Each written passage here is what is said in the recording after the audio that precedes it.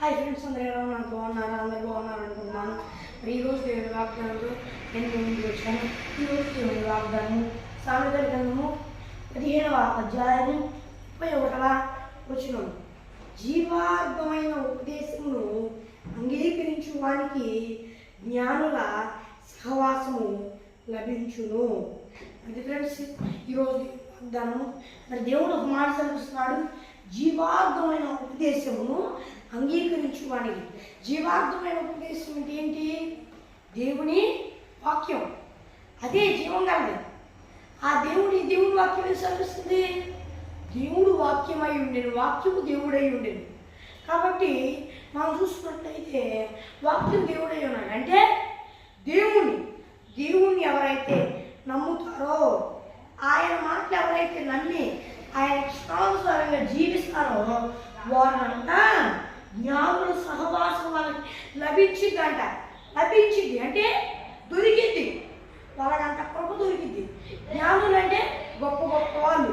అలాంటి వాళ్ళతో ఆయన కృపను బట్టి వాళ్ళతో కూర్చుంటారు. వాళ్ళు ఏది వాళ్ళకి ఎలాంటి ఇబ్బందికరమైన పరిస్థితి ఉన్నా, ఒకవేళ అంత వాళ్ళ పెద్ద పెద్ద వాళ్ళతో కూర్చునే అంత స్థానం ధనం లాంటివి లేకపోయినా ఆయన ఉచితమైన కృపను బట్టి హెచ్చింపబడతారు. అదొకటే కాదు, ఒకవేళ అలాంటి ప్రతి పొజిషన్కి మీరు వెళ్ళలేరు.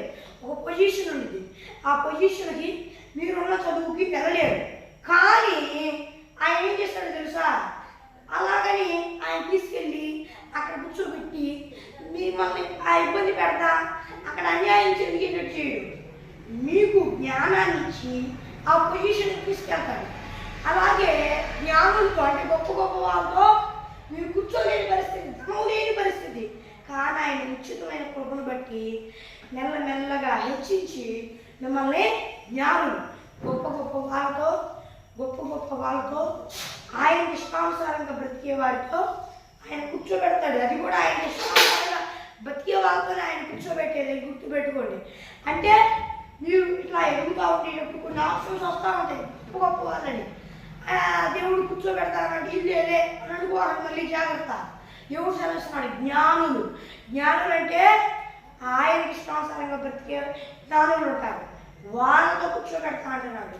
మీరు మెల్లమెల్లగా అలా ఎదుగుతూ ఉంటారు.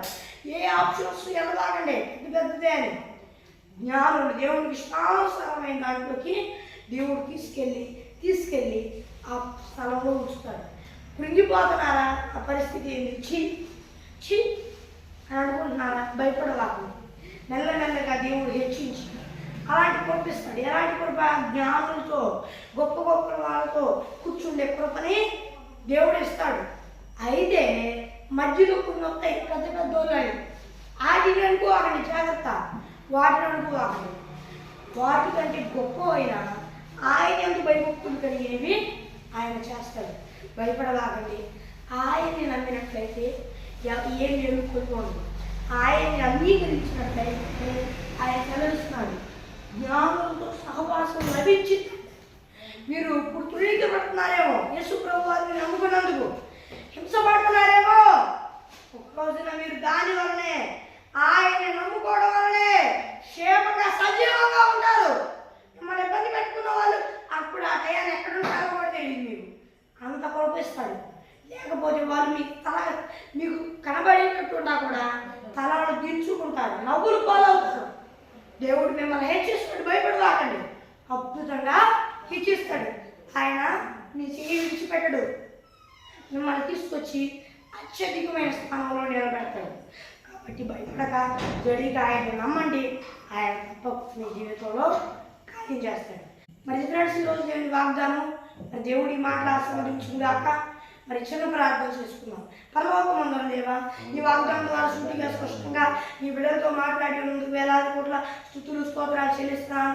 నీ బిడ్డలందరూ ఈ భూలోకంలో వారందరూ నేను నమ్ముకొని మారు మనసు పచారాన్ని పొందుకొని బాప్తీసం తీసుకొని రక్షణ పొందుకొని ఆత్మను పొందుకొని ఆత్మాభిషేకం పొందుకుంటూ సాయం చేయ పొందుకొని కూడా దారి తప్పితే మళ్ళా మారు మనసు పచారాన్ని పొందుకొని దేవా రక్షణ పొందుకొని ఆత్మను పొందుకొని నీ అభిషేకం పొందుకుంటూ సాయం చేయ. యేసుక్రీస్తు నామమున నడుస్తున్నాను. అవి ఎవరిలోకమందున నా పరమ తండ్రి. ఆమేన్. మరి ఫ్రెండ్స్ ఈరోజు దేవుని వాగ్దానం మరి మీ ప్రార్థన వస్తున్న వరకు ప్లస్ 91 63059600 అనే నెంబర్కి కాల్ చేయండి. మరి ఒకసారి ఇంగ్లీష్లో చెప్తాను. +91 6305960089 అనే నెంబర్కి కాల్ చేయండి. మరి దేవుని వాగ్దానంతో మళ్ళీ కలుద్దాం. అంతవరకు దేవుని కృప ఆశీస్సులు మనందరికీ తోడై నడిపించునుగాక. ఆమేన్. Praise lord.